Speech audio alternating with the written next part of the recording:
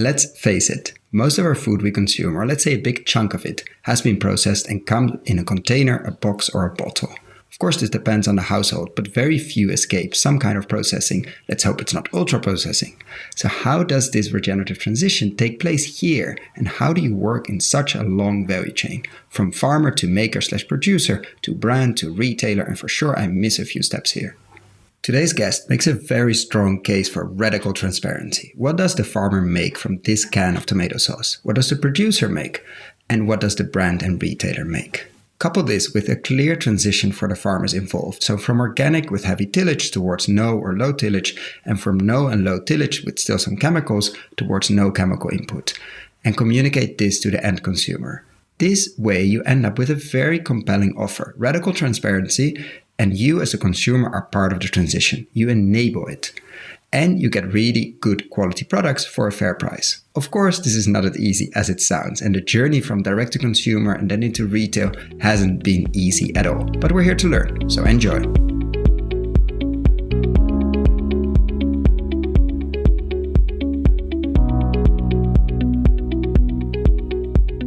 This is the Investing in Regenerative Agriculture and Food podcast, investing as if the planet mattered, where we talk to the pioneers in the regenerative food and agriculture space to learn more on how to put our money to work to regenerate soil, people, local communities, and ecosystems while making an appropriate and fair return. Why my focus on soil and regeneration? Because so many of the pressing issues we face today have their roots in how we treat our land and our sea, grow our food, what we eat, where and consume. And it's time that we as investors, big and small, and consumers start paying much more attention to the dirt/soil underneath our feet. To make it easy for fans to support our work, we launched our membership community, and so many of you have joined us as a member. Thank you. If our work created value for you, and if you have the means, and only if you have the means, consider joining us. Find out more on gumroad.com/investing-in-regen-ag. That is gumroad.com/investing-in-regen-ag, or find the link below.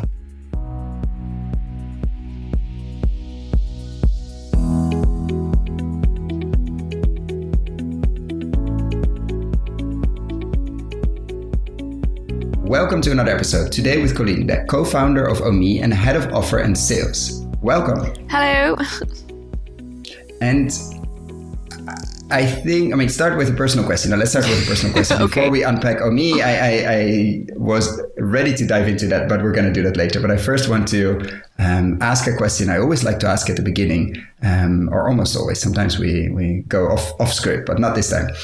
How did you end up into literally the regenerative food space? Because you co-founded a company that literally is very, very vocal about their regenerative ambitions. But how did you end up co-founding that company in France?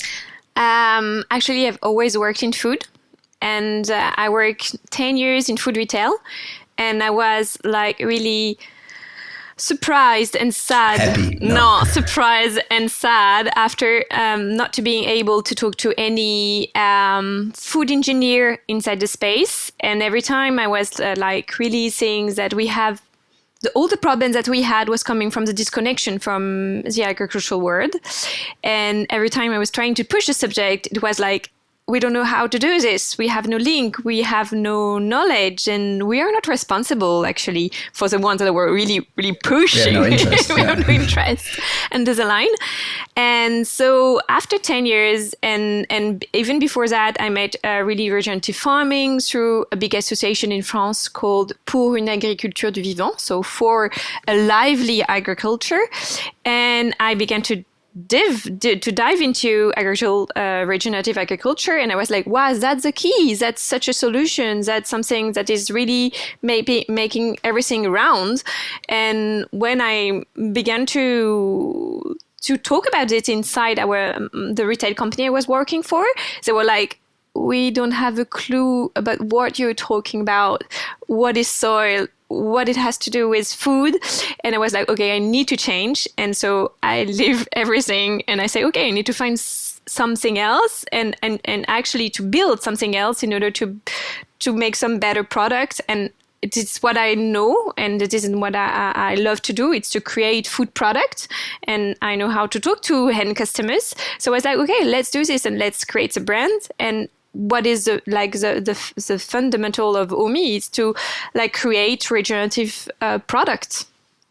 And like, how did you, I mean, one part is you know how to do that, but then this is probably one of the first, and when you started, probably the first brand focused on creating regenerative brands and products. So how did you figure out, okay, this is worth a shot, or this could make sense? I mean, apart from, of course, you visited the farmers and you thought, okay, these are amazing products or ingredients that could become something. But then going to, okay, I'm going to build Omie and I'm going to bring these products to market or create products out of it is quite a step. So did you do any global research, or how did you convince yourself, okay, this is a path that makes sense, and not setting up, for instance, a fresh marketplace and getting the products fresh off the farms or something like that? Like, why did you focus on building the brand piece? Actually, there's several things. I co-founded a startup before that was working on the quality of product, but maybe looking at the composition of product, and about to have an index about processed food, over processed food. And I've seen that you are really changing things by doing something and not doing advising and like, you know, giving advice to companies that you should do this. And I say, yeah, I think the best thing to do is to do it, really. And so that was the first thing. After I stopped my first company, I was like, okay, I need to really do something and to create products. And after I met my other co-founders that were aligned with the vision also. And so we decided to start Omie. And I think one of my co-founders is really keen into branding, marketing, which is not really my field. So I was like, yeah, okay, we have something that can work. And so we began to build the brand. And really, if there is only one thing, and what I would recommend to any entrepreneur, it's really do something, really make something. And it really helps to like really solve a problem, because just giving advice, for example, for agriculture is not enough, I would say. Yeah. And then what was the first step? Like, where do you start as soon as you say, okay, do something? There are a gazillion things you could be doing. And you started where exactly? We started by making products. It was really, and I had the chance to know quite well all the suppliers, what was the really good suppliers, because I met them in my other life. And I just reached out to them and say, okay, I have this idea. We're going to build the first regenerative brand. And I'm pretty sure you want to be part of it. So let's do this together and let's start by making some product. And so for a year, we've built like developing some product, actually 80 products. And when we launched Omie with 80 products. And along the way, 80. Yeah, 80, wow. 80, exactly. Wow. And products like what? Because now we're getting into the Omie part. Like, what kind of, when people imagine products, what do you mean? It's really product you're using in your daily life, in your daily kitchen. It's ambient products. It's not fresh ones. So it can be a pasta, tomato sauce, olive oil. We also have some exotic lines like chocolate, coffee, and nuts. So it's really all the like everything you're buying in your daily life in you can find in supermarkets. Yes, mainly. And people order online or directly with you, or at least at the beginning that was the only way. We'll get into other channels soon. And then how did you differentiate yourself from the online organic retail or things like that? How do you make sure you stand out? Because it's one thing to say we're going to build regenerative brands, and it's another thing to communicate that and actually doing it. Yes, we started only with D2C, so direct to consumer, with our own application and websites. And after we went to retail, but we can talk more about it. What was our positioning? Really, it was to talk about the link with the farmers, and that we were helping them doing this transition towards a more sustainable agriculture. We didn't use directly regenerative farming. I think it's like after 8 months, we're like, oh yes, I think we need to pop up the name. We need to talk about this, because we were a bit shy at the beginning, because we say nobody is going to understand what it is regenerative products. And so we decided, I think it was end of 2021, for 2021 that we decided to talk about regenerative farming. And so that's the main difference with organic retail and organic brand. And also because we give all the details. You have the full transparency about who is earning what. So this is like a big asset for the customers. That's fascinating on the website. I will put a link below, but you can see exactly on every product this beautiful pie chart and who gets which part of the pie. Yes. And that's why, and also when you're doing your grocery and after at the end when you're paying, it's not like a cashier ticket, a usual one. You will have all like in your 100 euros of grocery ticket, you will have what is the part that go back to the farmers, which part go back to the makers, and which go back to the logistic for Omie, and what is our margin for Omie. So that was also a big thing for customers to be able to see this transparency. So that is really making the big difference. It's really to give the whole context to consumer, and actually, which is a massive thing. Like that, I think we're gonna go into the transition as well. So those two pieces feel like the main pieces here. Like, look, we're on a journey with our farmers and buying through us from them stuff that you cannot buy directly anyway. It's not that the farmers are making the tomato sauce or the pasta. Like, you need that producer, the maker, like you mentioned, in the middle, and then the full transparency is who's earning what, which I think has been experimented with also in France with a consumer organization setting up, I think, also a brand around pasta and maybe a few other things, but on the package as well. Like, it's not completely new, but it's super radical. Like, you just say, look, this is what we earn, this is what everybody else is earning, which is a bit scary for everybody else in the space, because of course we in the food sector sort of lived by anonymity and commodity. So it's disrupting that for sure. It's called C'est qui le patron, I think, what you're talking about. And they began with milk. We're the owner, yeah. To really show. So there's a precedent at least, so it's not completely new. And those two things together, like the journey, the transition, and the transparency, was enough to kickstart this. Like, there were enough people interested in that, or not just saying, okay, I will just buy my organic stuff and click somewhere else. That was enough to kickstart the B2C. Like, people want that. Yes, apparently. Exactly. It was like really the early adopters that really want to have the context about what they are eating. And also it was where the organic market really began to decrease. And one of the main thing, apart from the price, was about to be able to have link with the person behind making the food and also cultivating the land. So I think we arrive at this right moment where, like, really consumers want to have more context about what they are eating. Yeah, because the organic market in France has been suffering. Yes. I think quite a few European countries, of course, inflation, costs, etc. But you're saying there's a deeper layer there where you just don't know where it comes from. It comes from organic agriculture in the EU, or if you're lucky, it says in France or in a specific country. But that's pretty much it. Like, you have no idea who, where, how, let alone what he or she has been making in terms of money. And so that you arrived at the right timing, which pretty much is everything in entrepreneurship, timing, and in investing as well.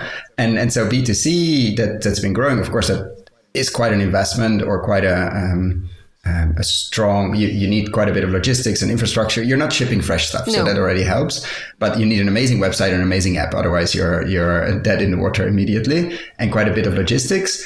And so when did you launch that, and how did that go, like the first 12 months or so? We began Omie in 2019, end of 2019. Great timing. Great timing. Yes, exactly. And then there were COVID in 2020, but we had planned to work on the product. So it was more like when the COVID hit, we were like, can we start more quickly? Because everybody was ordering online. But we were like, we can't because we don't have the product. So, but it was also...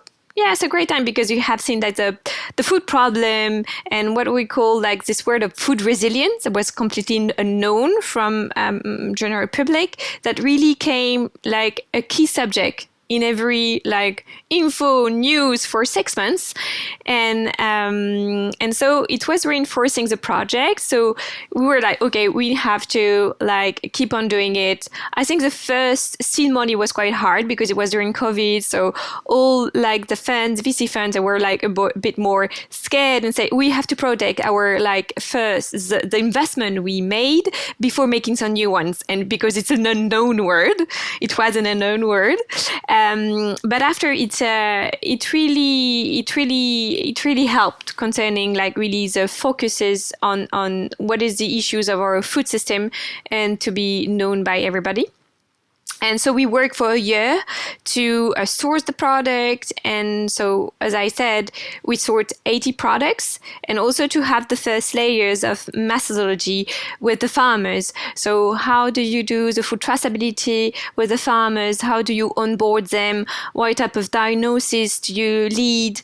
So I was saying that I met Pour une agriculture du vivant that had what they call a regenerative index.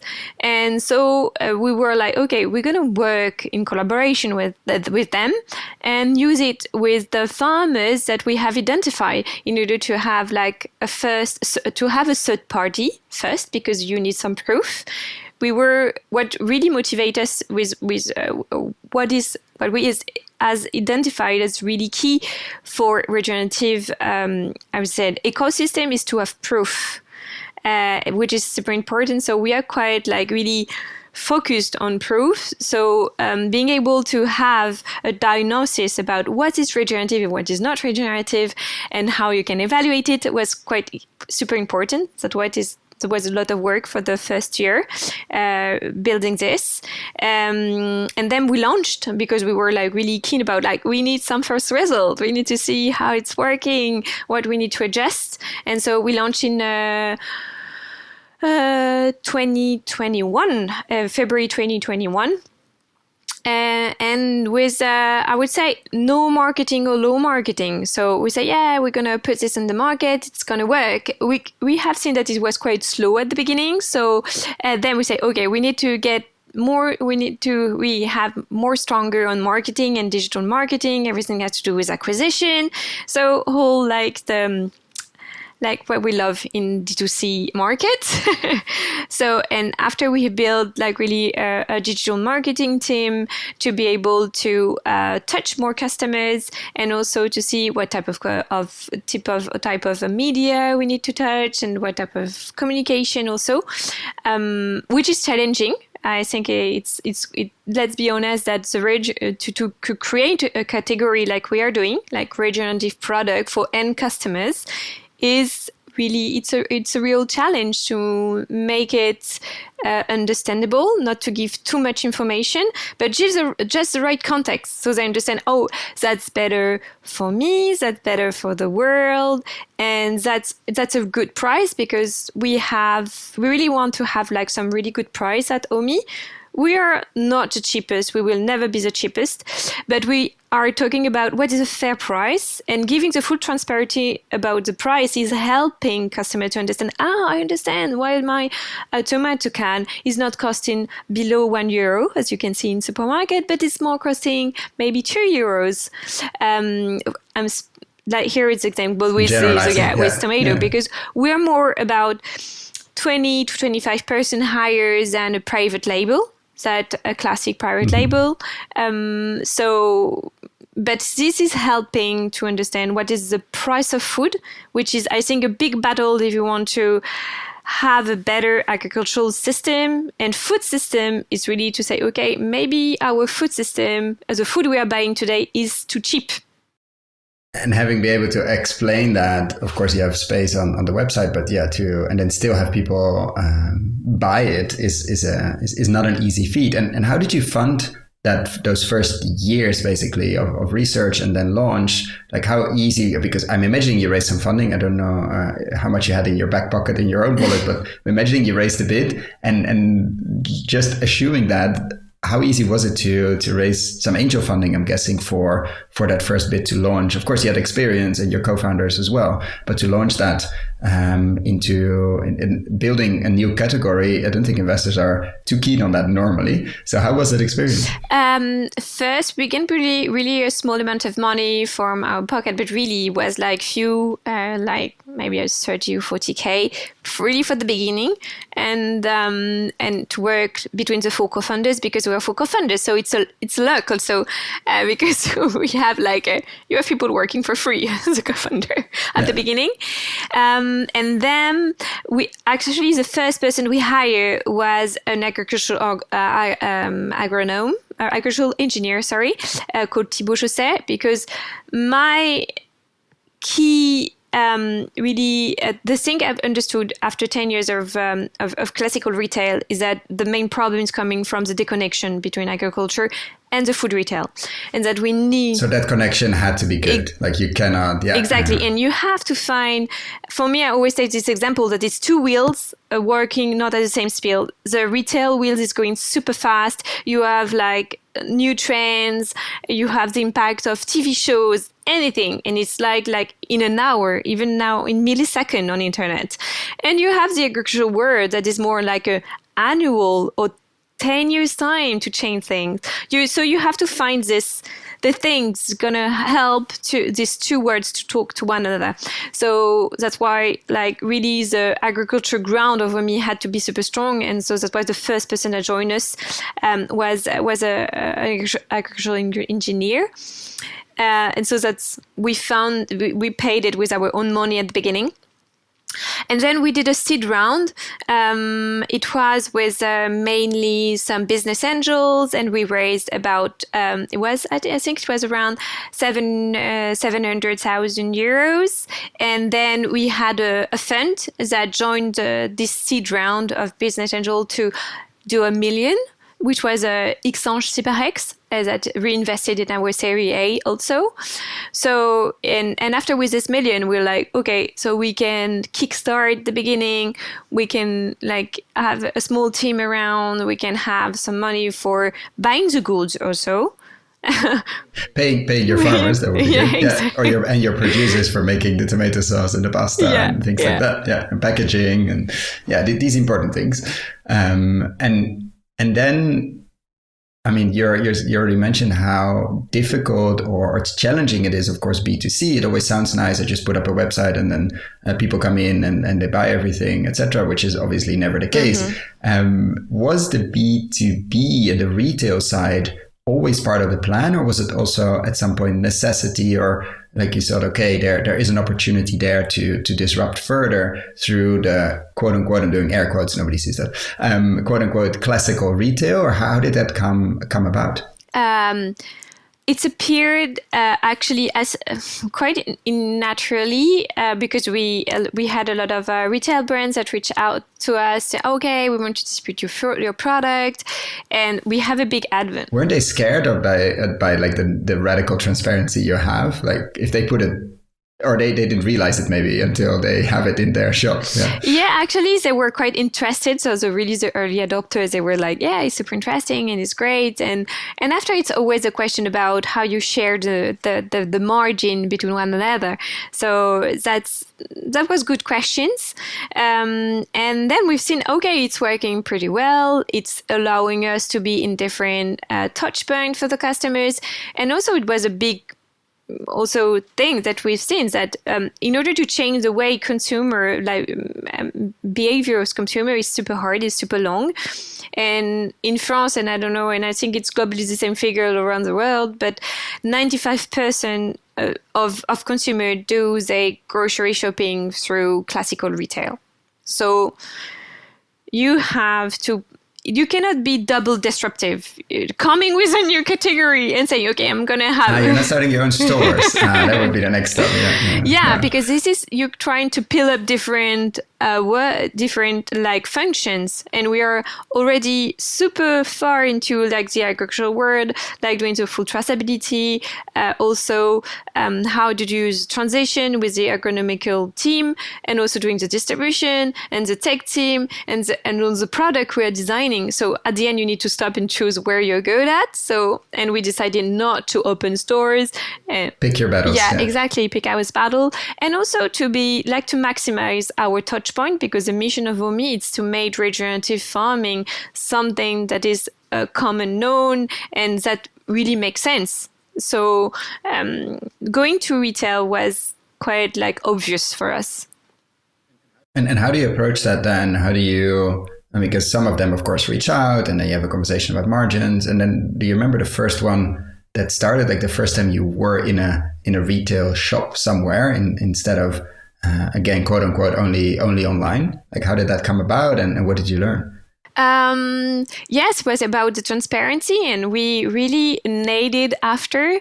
Now when you scan a product, because we have a QR code on our product, if you don't have the app, so you are not an Omie customer, you arrive on a page of the product where you're going to find what is the part for the farmer, what is the part for the maker, and what is the part for regenerative transition. Because we are giving to Farmers Project 1% our turnover, whatever, if it's made directly or if it's made through selling product to retail. So, and this is working. Actually, people and customers, they, as I was saying, they want the context, and the context important for them is what the farmers is earning and what the maker is earning, and that's it. That's the biggest thing they want to know. After, what is in between, it's quite complicated, the logistic, You can give some context again, but numbers is not helping. And you see that many people do that, because I think many have, or some others have QR codes, and we've had these links on things, and if you want to know, etc. I always wonder how many people actually do that. Do you have an understanding? Can you see that? What's the percentage of people in a shop? I think you sell through Decathlon and some others that they say, okay, I'll buy this tomato sauce. I would just keep talking about the tomato sauce, or any other product, and I'll actually scan. What's the interest in that? That's a good question. It's not a lot. I think it would be 1 out of 5. Okay, but it's still a lot. Yeah. 20% is significant. We were quite convinced that everybody's going to scan the QR code. And what we have really figured out is that people, they are going to look at one product. They're going to look at the transparency, and then they trust the rest. Exactly. And so the cashier tickets that you have at the end, the digital one on Omie, and with all the transparency, is okay, I understand. So now I can give my trust. We were often saying that we were building a shield brand, so to protect customer. And so I think it's how consumers really behaving. They don't want to have the full information and check everything. Some, but it's not mainstream.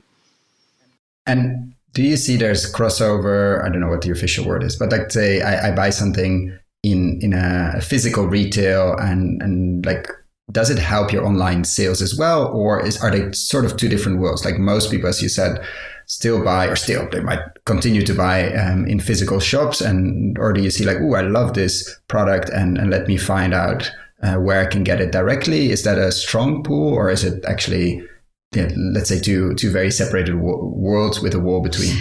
It's interesting. I say it's still hard to really recall the mix. So how they can mix. Yeah, of course. Yeah. And still we can see that we can see customers that are getting the subscription to our newsletter to have more information. But it is, as I was saying, it's hard to change the routine. So super hard. Anybody that ever tried any routine will tell you. Yeah. How many people are meditating every day? I'm not blaming you, but still. Exactly. So I would say it's more they can have some switch, but maybe they're not changing their routine and they're more looking for special information. Or when they're buying, they were a retail customer and they buy online, it's maybe because they're going in vacancy and they're in their holiday house, and they do a big basket online, and to get the delivery quite super far from a city center. So it would be more use case like this, but we're not switching all they know me and now they're switching online.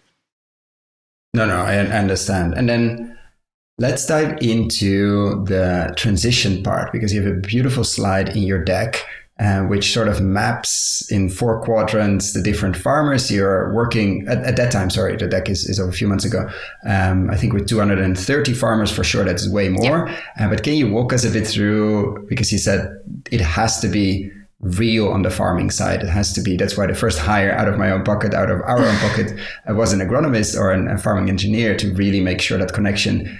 Because if that's not there, of course, you're going to be exposed at some point and the whole thing just comes down. So how did you start that process? Of course, you knew a few farmers, you knew a few processors, and then what did that lead? How did that lead into this nice map where you say, okay, all our farmers are on a journey, and we have mapped them in terms of where they want to go, but that of course doesn't start like that. It starts with, okay, we need to make this product. How do we get enough into a factory to make the tomato sauce? Just to keep repeating the tomato sauce. How did you start that process, and what was in your mind, and what is there now? Actually, was what really is moving us, what is driving us at Omie, it's to be part of the the farming transition and the regenerative transition. So, and this slide that you're talking about was a way to explain what is really the regenerative revolution, if I can phrase it that way, because it's not binary. It's not you are regenerative or you're not regenerative. It's that you are on a journey, and that we need also to offer a new canvas for farmers, where they were always like, but oh no, you are not like fitting into this box, so you are not part of what we want to do. It was really to explain that it's a transition, that we are part of it, and that there is really diverse way to do this transition and to go towards regenerative farming practices. So and how we did it was really in different ways. We were meeting some farmers, and they had raw materials, and we had to find the good food supply chain to transform it. Or to makers that was really also activists like for a long time ago. And I think in France we are super lucky because we have a lot of really good makers that are into their territory, that are always looking to do trying to find some local supply chains, and also to make to valorize what they were doing, because the biggest problem was like if they were coming to classical retail chain and they didn't have the whole marketing around it, or like, okay, nice, you are just doing a pasta sauce and that's it, I don't understand the rest. But here our role was really to bring the whole marketing to maybe like the coated sugar around the product, if I can say that, to make it visible. So it came like this. It's really like, as I was saying, trying to really do the reconnection through the whole food supply chain, where you can see that it's a super separate world. And it's separate world vertically and horizontally. So it's really containing what you are doing, but also what is your size. And this is really making a super word that is difficult to move, and also where the different parties are not talking to one another. And so just let's describe the quadrant or the slide visually, as we're in an audio medium. So if you had to describe it to the audience, because it's also something you've used, and I think people can learn from that, especially also on the fundraising side, to explain to people what is this weird thing that regenerative is, and why is it not a thing? Why is there not a certification? Why is there not a test? Why is it not a 0-1 binary, like you said? So this is with basically 4 quadrants. Can you describe the 4 and how you're working with farmers to move, let's say, to the upper right one? Upper right, exactly. Yeah. So you have to imagine that you have an horizontal axis.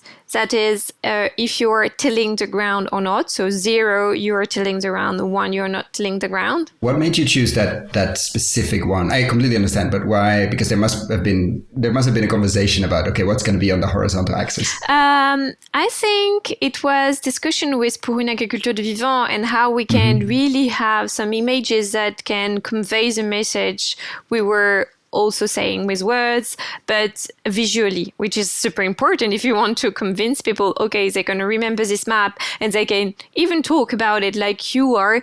Oh, okay, if you had to really explain what is regenerative farming, let me draw a map and I can explain what is regenerative farming, and that is it's non-binary, where is organic farming. And you can also place different certificate or different movements that it's quite like populate. I would say there's like it's crowded, to place it on the map and explain what is regenerative farming. And also regenerative farming is something that is bringing some currency, and also is including different movement. And organic is into regenerative farming also. And so sorry, I interrupted you. So under horizontal axis, there's soil conservation. Exactly. I have it in front of me, and no tilling. So there's, of course, from a lot of tilling, which is conventional, all the way down to no tilling, and it's a continuum. You'll be somewhere there. Nobody is perfect in that sense, and so that's the horizontal one. And the vertical one is if you're using some pesticide, insecticide, fungicide, agrochemicals. Thank you. And so when you have this map, you can say that organic farming, so more like if you want to comply to the certificate of organic farming, it's on the upper left side, and if you are belonging to conservation practices, it's more on the right downside. So the no-till, but not certified organic, because of course there are quite a few organic farmers that because of the fact that you don't use agrochemicals, they feel the need, or they need to till a lot. Yeah, exactly. That was also, I'm super careful about the words I use. It's about like really, if you want to have the organic certificate, you're here. But you can see that many of the pioneer of regenerative farming, they're coming from the organic world, but also they began everything at the same time, because they were convinced that, the ground has to be lively, that you don't have to till too much the ground, and they have been developing really different practices that is the ground of regenerative farming. So it's really, in French, we have a little different with the pronouns le bio and la bio, but in English it's a bit harder to explain. And so after, when you have these quadrants, you can where is regenerative farming? So regenerative farming will be in the upper right quadrant, and then here you can see that you have different paths to regenerative farming. You can come from a classical organic farming, and you're tilling a lot the ground, and you can see that you have problem of erosion and also about yield. Okay.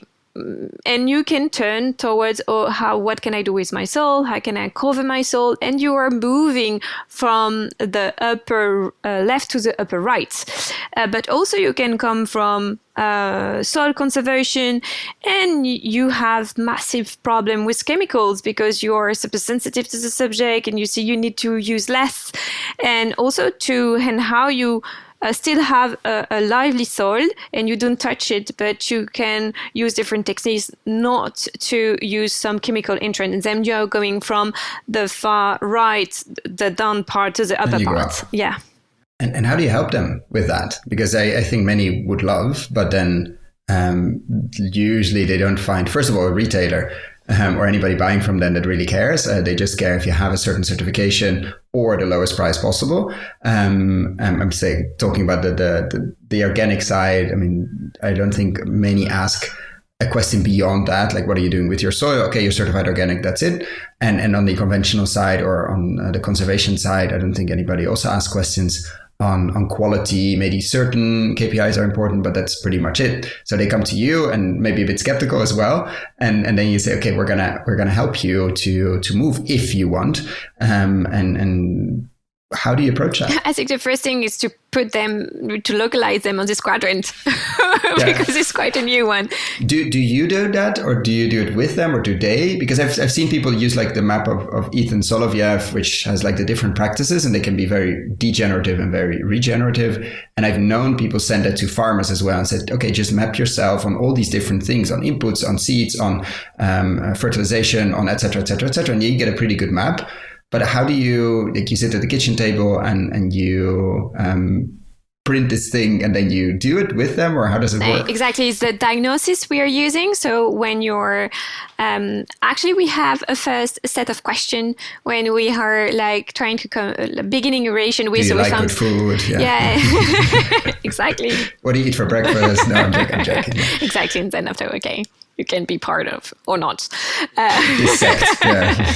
No, it's really through the regenerative index that we are using with a set of questions to understand where they are. And then after we plan a visit on the farm and to be able to do the full diagnosis with a third party and to able to have it's a mark between 0 to 100.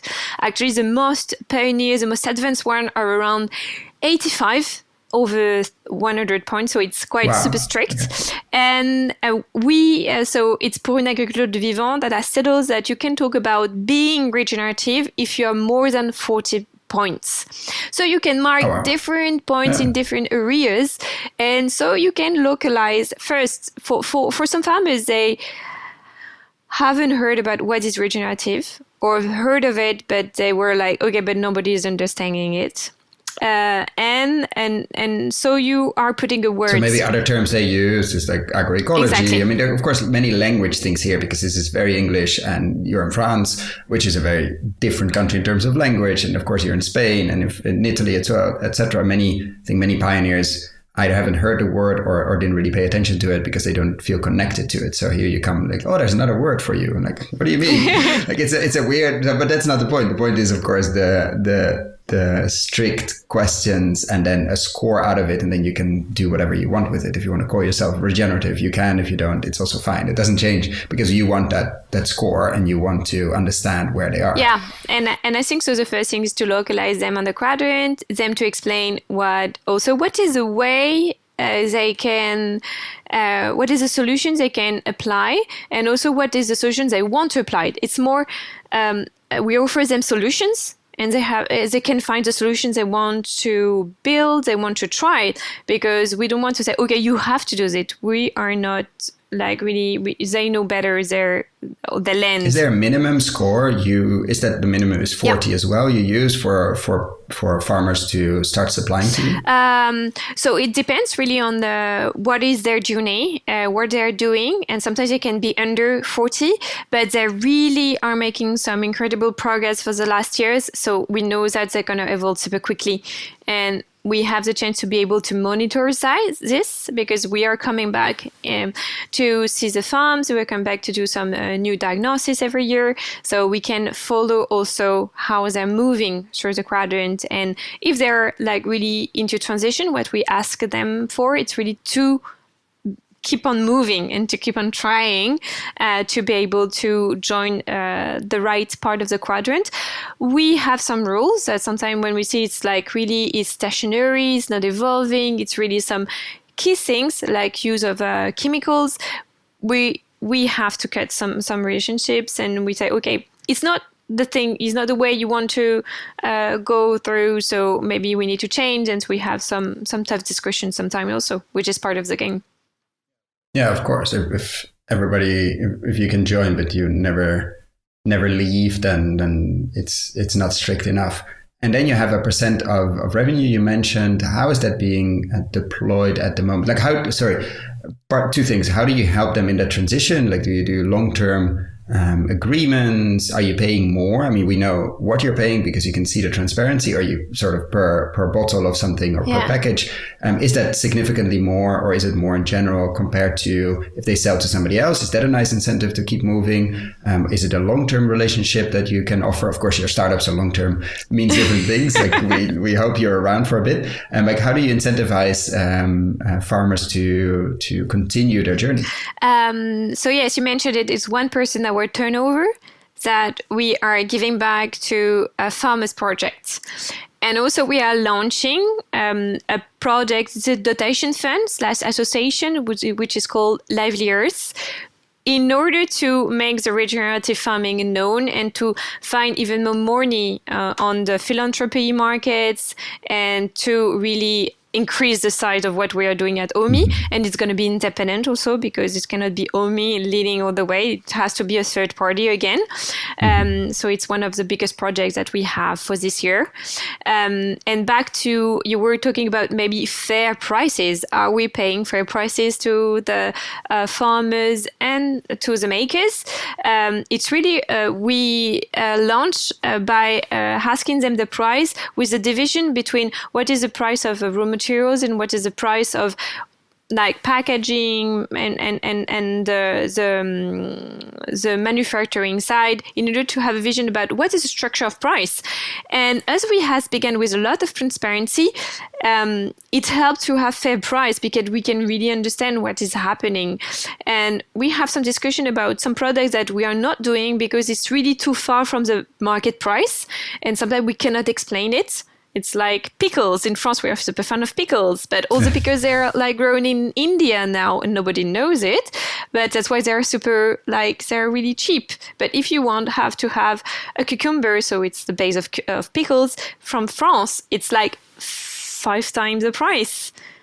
So you need to find ways. And it was like, maybe we're not going to launch pickles like this year because the price is so difficult to understand for the end customers that we need to go through different steps before talking about that. So mainly transparency is a way to have fair price because, as we have the link with the farmers and we are beginning to sign some long-term contracts. So it's 3-year contracts, but the volume we will buy, we have the price of what is the price of 1 kilo of apple, of regenerative apple.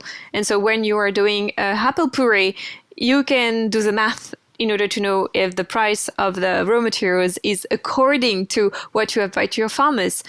So, and more we are growing and more we have datas, and so we can share with the whole supply chain and in order to have really fair price.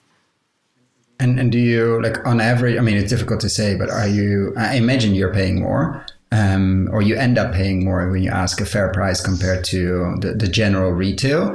Like, do you communicate that as well? Like, we're paying 10% more, 20%, or you say it's just too complicated, we just communicate what we pay in terms of percentages or in terms of actually the price of this bottle of the product, and that's the level we can go to now, but not like the kilo of tomato, because of course it doesn't translate exactly to an end product, which is difficult to do. I mean, if you have a fresh marketplace, it's very different because it's the same product that moves, minus the waste. So how do you approach that price transparency, or do you make any claims on that? So it's different communication. If it's a communication to end customer, I would say the communication to end customer is really the transparency. It's the best way to explain whatever you want to explain, because it's like, if we were underpaying the farmers, underpaying the makers, I think they would refuse to have the transparency. And here they're not, because it's a fair price and it's a good price of a product. And the second thing I would say, it's a figure, inflation. So inflation, the impact of inflation this year in Omie was less than 5%, and the global market was over 15%. So wow. I think it's, when you have this figure, you can understand everything. Having fair price has protected us from big increases, and because there were a phenomenon of catching up. So you became cheaper. Yeah. Compared to the rest.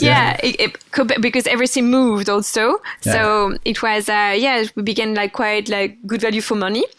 And also the good thing is, or mainly what we can figure out, is that more you are pressurizing your suppliers and makers, the more when they have the capacity to do a catch up. So they say, okay, we can increase our prices because everybody's increasing the prices. They will do it. But in our case, it was more, it's a collaboration, and we have this full transparency. We had really good conversation, and we're commonly into the subject of what is a fair price and what is a good price for Omie customers and for Omie retailers. So it brought some stability also to have really, I would say, stable and transparent communication. And what does the future bring, with your experience now in retail? I mean, of course, your experience before in retail, but now with Omie, do you feel like that's is going to be 50-50, 80-20 compared to B2C? Where do you see the biggest growth potential for these kind of products? Today is 50-50. We can see that there is like really a big potential with retail, but also everything that has to do with the hotel, restaurant, and institutional. For example, we have our regenerative apple puree in every train in France, and it's working pretty well. So there's like, there's just for people outside Europe, like there are restaurants in trains in many places, and then it's not that everybody gets it like on their seat, but yeah, that's it's an interesting market because it's a massive. Yeah, people forget like the institutional market. Institutional meaning everything big, from hospitals to train companies, airplanes, and all of that. Offices, obviously, it's significant. Okay, yeah, and then so it's 50-50 already. Yeah, wow. And maybe it's going to be a curve that is not linear, and that is going to be 70 and after 80. And I think also the market will change. So we might be surprised about how the D2C is going to behave. But I still think like really like the growth potential of Omie is through retail and everything that has to do with also other places where you can buy some product. And has that changed, like the retail world, because you come out of that space and you were frustrated and not happy as we started this interview? I mean, we started this interview with your feeling of frustration and unhappiness within that space and trying to change things. Has that changed, or are you just working with different players or different people as well? Or the interest, the discussion on soil, nutrients, and transparency, etc., has that shifted? Or have you created a nice but different bubble? Actually, the word is shifting, and the retail is also now more sensitive about regenerative farming because they have been in touch, I would say, more through B2B events or through different things. So they're getting some interest about this. It's also a matter of how do they find some new growth as like in organic market are going down, but there is a key interest about the context of our food, and customers want to know who is behind and to have transparency about what they put in their plate. And as is like the main value of Omie is transparency, is this link with agriculture, there is a real interest. So it's put us in a different situation in order to talk about like place in store, prices and kind of stuff. But also the retail market is super different. We separated a bit in two words, the small B and the big B. So small business and big businesses. And we want to address also the small businesses, and it will be a bit like close to the D2C market because it's really higher baskets, but it's really when you have one grocery or you have shop owner that wants to stock you one coffee shop, that kind of stuff. And it's really good. It's a really good market in order to have really different touch points. And also like owners of épiceries are really also keen to have more story about their products, which is like we have a lot of context and we have a lot of content. So that's why we don't want to build a brand that is completely dependent on retail, because I know the risk. I've worked more than 10 years in this world and I know them quite pretty well. But I truly believe they can change.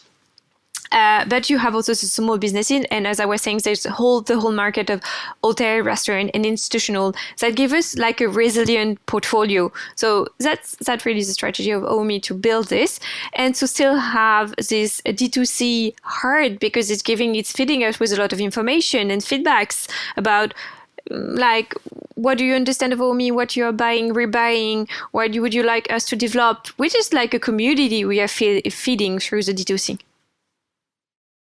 And a few questions I always like to ask. Let's say we're doing this interview live at a big impact investing or a big investing conference.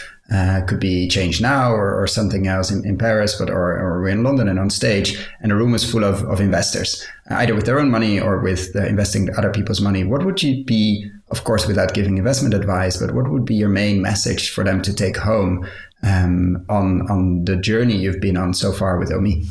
That's a really good question. I would say it's really for them to dig in keeping in mind that it's a full chain. If you're only working on one vertical, you don't have the full information about how you can really go into the untapped potential. It's quite a complex market, and it's super hard only to think by vertical. You have to really understand the full supply chain and what is the dependency between each players. That's why often it's seen a war is something for experts, and it's right. So they have more to have like good canvas, good understanding of retractions of the different players. And switching the position a bit, let's say you're in charge of a big fund of about €1 billion, and you have to invest it, so it needs to be put to work, but it could be very long-term investments. It could absolutely be decades and more, which it's not the time we have, but still. What would you focus it on? I'm not asking for exact investment amounts, of course, but I'm asking what would you prioritize? Where would you put your time and energy if your, let's say, money resources are pretty much limitless? I would say really what I would do, it's really to cover the whole food supply chain. To create a network. What we really need is to align interest in food. But really, like the main issues that we have is with that we don't have aligned interest. And would it be specific products you start with? If you have, because now you of course started, you said, okay, we did a number of products that also we can explain in terms of pricing. And so maybe not pickles this year, etc. But if you didn't have that limitation and you had a lot of time and resources, would there be maybe other products that you feel like, okay, we really need to make a big step in that? Like these are the products I would, or the supply chains I would focus on, or would it be similar to what you're doing now with Omie? I would say it's to have really also the end customer part, because this will help you to define what is the product you need to develop, what is the right supply chain, if it's a fresh supply chain, a frozen supply chain, if it's an ambient one. And as I was saying, like to align interests is quite important, because you can have all like the upper part of the chain that is super aligned, but at the end you have product that is not meeting a market.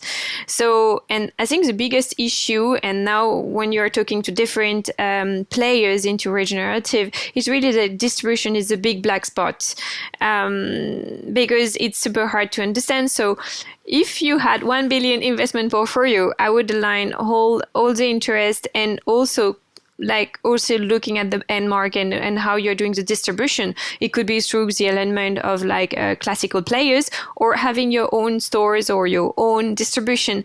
But yeah, and it's clear what is it's lacking, and to have a community where you can provide the full transparency. So I think if you're among an investment portfolio, you can begin to really align interest on this.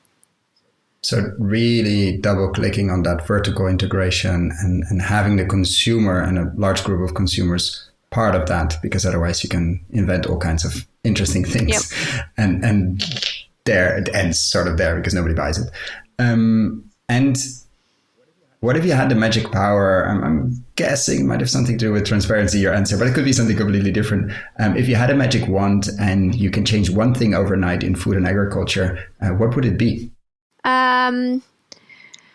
Really, it would be, first, I think it would be some common agricultural policies, really to have a big impact on how you can accelerate something in Brussels and Paris. Regenerative transition, but something more simple.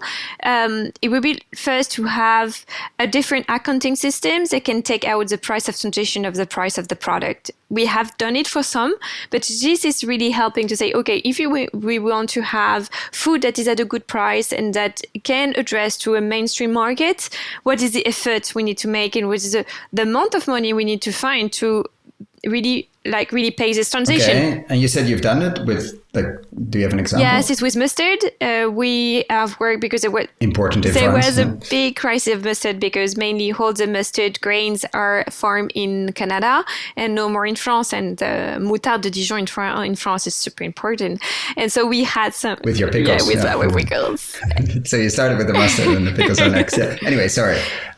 So mustard. And so how do you bring that back? And so we have been able to take out the price as a transition. So all the really see what is the cost of transition, in a 1 ton of mustard seeds, and what is the price in 1 kilogram of mustard, and to be able to take it from the price and to pay it through the 1% that we are giving back to the farmers, and not putting into the price paid by the end customer, which has allowed us to have a good 100 French mustard to the end customer and not having like a luxury products. And I do believe that if we can really accelerate has it worked? As in, has people been buying it? Yes, exactly. It's like one of our best products. So it's a super product because really like the price is still accessible. And so this is really a way to be able to finance it. It's a real like concrete solution. And you could find, like you said, like this foundation where the 1% is going into. Of course, as a startup, you cannot do everything at the same time. But there will be a foundation this year that it can attract other money as well. You can say, look, we want to transition grain for like durum wheat for pasta. We want to bring it back from Canada and where it's being dried with glyphosate. Or we want to do the tomato side, or we want to do specific ones that you see that gap is big, but you could finance it elsewhere, basically transition finance. And then you can meet the customer where not that there is no customer for the luxury product, but they're way less, which means you're then not really helping enough hectares to transition. No, actually, basically. there is a lot of market on philanthropic market or even government subsidies. And we can, and also as it's completely independent for Omie, it's like and you can just show it like, look, if we do this is the result, we'll sell this. And then after that, it continues by itself because the market has been unlocked. And also, if you can see with a politic highs, because right now there is a big debate, like the economic minister of France is asking all the food brands to go back to the negotiation table with retail company to lower the price. We can think about something else, like, okay, if we want to still have high environmental product and have lower price, what is a way? And this could be a way to say, okay, we need this pocket of money in order not to decrease our environmental standard, and have a good price. This could be a really good way to think about things, because when I'm hearing this kind of statement, I'm like, it's crazy. It's not the right way. We don't need to lower again the price of food. We need to give back really the value of food. And so it can be also a good way to do it. If I can be understandable. Yeah, no, absolutely. And when you're in your, I wouldn't say your bubble, but let's say you go to, or actually when, I love to ask this question, John Kemp on his podcast always asks on where do you think differently, or what do you believe to be true about regenerative agriculture or agriculture in general that others don't? But I like to make it more specific, like if you're with, let's say you're regenerative farmers or with the retailers, like in your own bubble, or also in Omie as a company, where do you think differently? Where do you think contrarian? Like out of anything, I truly believe that it's also a way to have a product with a higher nutrient density. We were speaking about it a bit before. I'm pretty convinced about it. So it's but it's in my own bubble, and we still have low proof about this, but I'm convinced about this. And I think it's the key to also bring widely spread regenerative, because I think people will also, end customer will understand why we have to do it, and because they also have an interest into it. And that also and after they will understand that as I was saying, it's a round system. It's the concept of one else that I think you've been talking about with Pervel in as a podcast.